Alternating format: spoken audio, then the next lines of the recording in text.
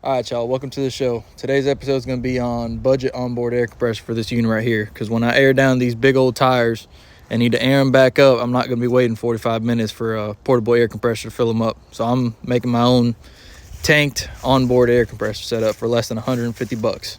I'm a working class individual, and people online don't see that. They say budget, and the budget's like $400 or $500. Well, that's just not going to fly with me. So I'll show you how to do it. Wiring, routing, relay setup, everything. Right now I'm about $15 in on this unit, $80 in on that unit. That one's brand used, as you can see. These little random assortments, brass fittings and stuff to make it work, pressure switches because I really want a nice setup. All here, everything you see here is still less than 150 bucks, in exception of the tools. Well, let's get to it. So what you get in this kit is the air compressor, about 6 foot of lead, and this coiled up hose with a pressure reading on it, which is helpful. We're going to reuse this later.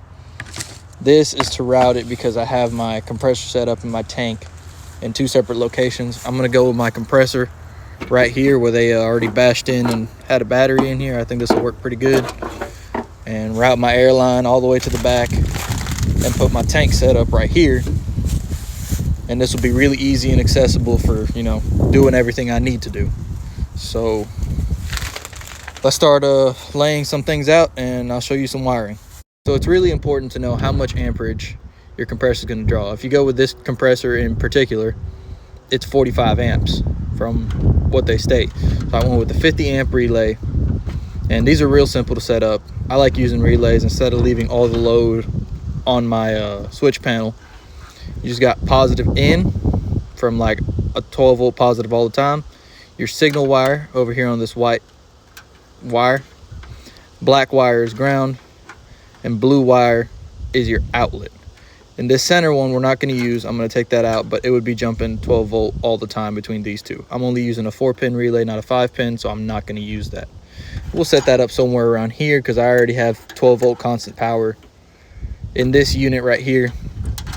So we'll just run this to there, this setup right here, 12 volt constant power. This will run to my compressor. This will be grounded right here on this lug, and this will go to my switch panel to trigger the relay to fire that. So let's do it. So here's my relay setup, just constant 12 volt power, ground.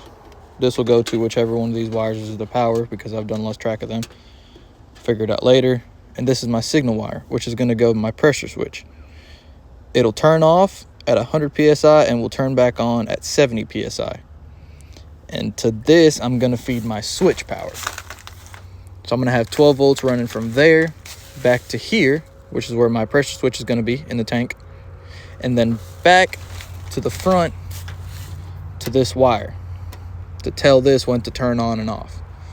Seems maybe a little complicated to some, but it's not that big a deal. I'll guide you through it. Okay, so we're going to get to the fitting side now. The way they got this set up is you're supposed to air it up through here, but that's a little slower than using this port. So what I'm going to do is I took the gauge off and I'm setting it up with T's. I'll explain that nonsense in a second. My air is going to go in here, and so is my gauge and my pressure switch, and this is just going to be my outlet, which I can cut on and off just by turning this knob. So since it is an 1/8 inch MPT, ideally it'd be a quarter, but got an 1/8 inch MPT to an elbow, another coupler, an adapter to 1/4 inch. To make this gauge work, I needed another coupler because it's an 1/8 inch. I should have got a 1/4 inch, but oh well. This is just a shut-off valve, so this is not feeding pressure back to my compressor. Hopefully make it last longer. Just an idea. I wanted to think ahead.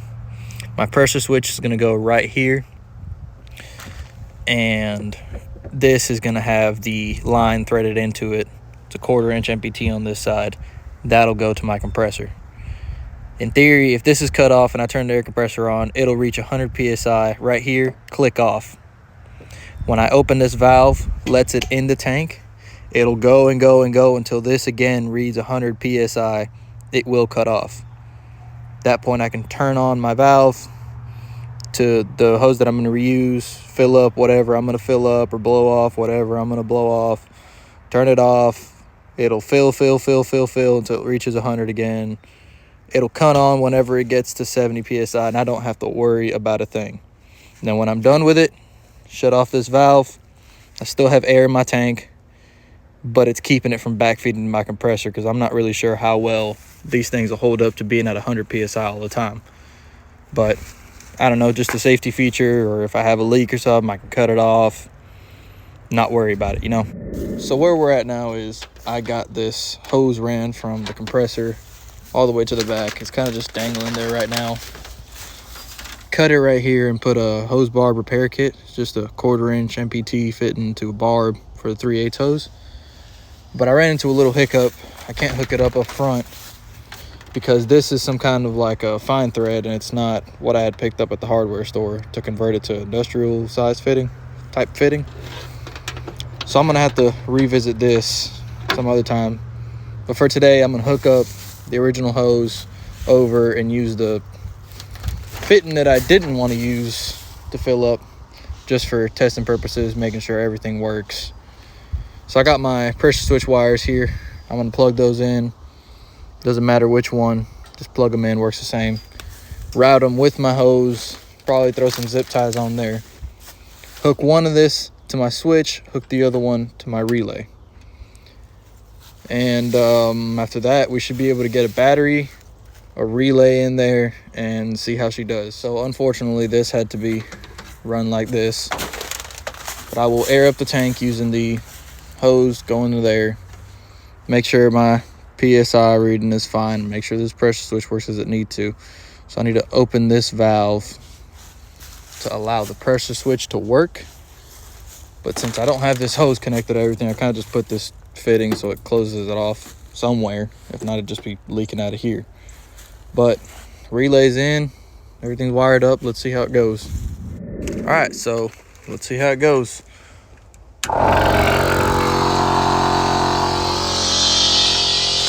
Sounds like we're doing something. That gauge is reading a little over 35, but I know that's not true. It's just because there's a lot of restriction on that fitting. My gauge is reading almost at 10 psi. We'll see how it all comes together when it gets to close to 100. I'm gonna turn this rig on and let the battery build up, because I know that's drawing a lot of power. So I'll see y'all when it's approaching 100.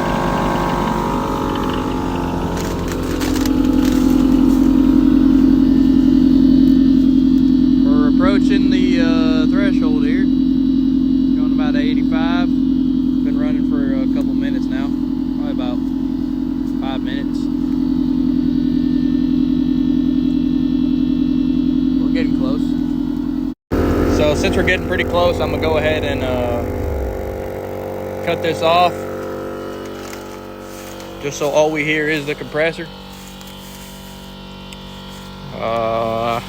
Not sure what that gauge over there is saying. It's nearing 100. This one's almost nearing 100 as well. So we'll see what it does. It should cut off here any second now.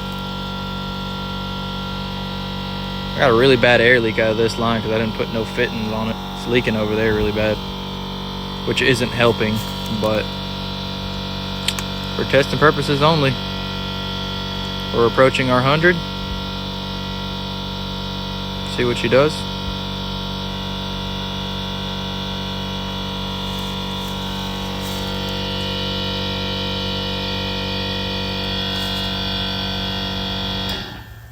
We have our 100 psi. You saw it cut off. This thing's leaking like a mother. But it's warm, it's not hot. My wires are cold, that's a good sign. Is the relay hot or warm? No, it's fine. I think we got ourselves a winner. All we got to do is some cleaning up and fix that line, find a fitting for that line, and we'd be in business. Now, the ultimate test as well is, so you're airing up, doing whatever you need to do, right? Let's just open this. Oh, we're wasting air. We're wasting air. We're wasting air. You know, you're filling up a tire, doing whatever you need to do.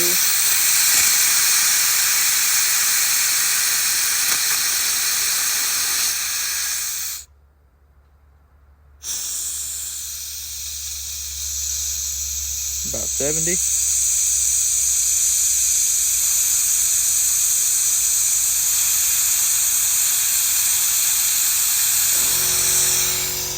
There she is. Kicked on again. Close this up. And it'll continue back at 100. We'll turn off back at 100. Air set up. Finished. Kind of. I need to find fittings to not have this and make this work. But we'll get to that. Well, let's try it now. Let's do a dump.